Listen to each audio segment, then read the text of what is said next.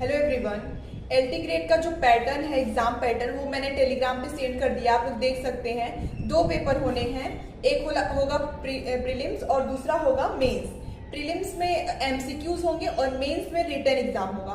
तो प्रीलिम्स की पहले बात करते हैं। प्रीलिम्स में टोटल 150 क्वेश्चन आएंगे। 30 क्वेश्चन जीएस के होंगे और 120 क्वेश्चन आपके सब्जेक्ट से होंगे। जैसे अगर मेरा सब्जेक्ट हिंदी है तो 120 एमसीक्यू जो है वो हिंदी से होंगे और 30 क्वेश्चन जो है वो जीएस से होंगे। 1/3 यानी 3 क्वेश्चन गलत होने पे एक सही वाला आपका कट जाएगा नंबर। तो इसलिए 1/3 उसमें माइनस मार्किंग है और टोटल 2 घंटे का समय है और टोटल नंबर है 300। 150 क्वेश्चन है, 300 नंबर मिलेगा आपको। एक क्वेश्चन पे 2 नंबर। ठीक है, ये क्लियर हो गया फर्स्ट पेपर प्रीलिम्स का। फिर दूसरा है मेंस। मेंस में रिटन एग्जाम होगा। टोटल 20 क्वेश्चन होंगे। 10 और 10 दो पार्ट्स में डिवाइड होंगे। 10 जो क्वेश्चन होंगे वो 125 शब्दों में लिखना होगा आपको।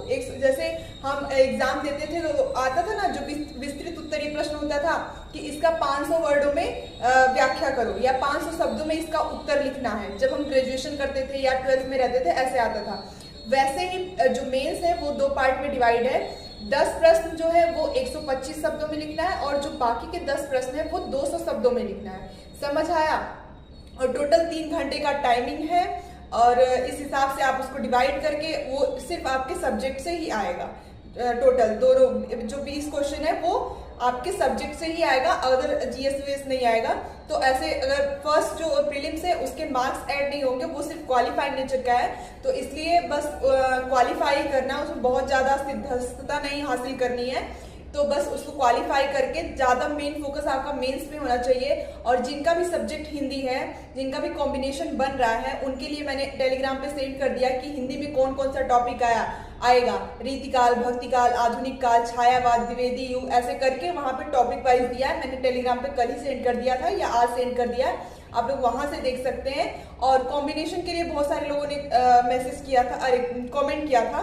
तो उसमें मैं बता दूं कि अगर आपका सब्जेक्ट हिंदी है तो आपका ग्रेजुएशन में संस्कृत भी होना चाहिए उसके साथ। हिंदी 3 साल होनी चाहिए और संस्कृत 2 साल, लास्ट में छोड़ देते हैं, बट संस्कृत होना चाहिए। और 12th में भी हिंदी के साथ संस्कृत होना चाहिए। इस वजह से बहुत सारे लोगों का कॉम्बिनेशन नहीं बन रहा है, यहाँ तक कि मेरा भी नहीं बन रहा है। तो जिनका भी कॉम्बिनेशन बन रहा है उनके लिए बहुत अच्छा मौका है, क्योंकि जो अच्छे बच्चे रहे होंगे ना, उनका 12th में इंग्लिश रहा होगा, संस्कृत नहीं रहा होगा। इसलिए जो लोगों का भी कॉम्बिनेशन बन रहा है वो अच्छे से प्रिपरेशन करें। बहुत अच्छा मौका है, बहुत अच्छी सीट भी है और अच्छा पेमेंट भी है, अच्छी सैलरी है और अच्छी जगह पे होगा।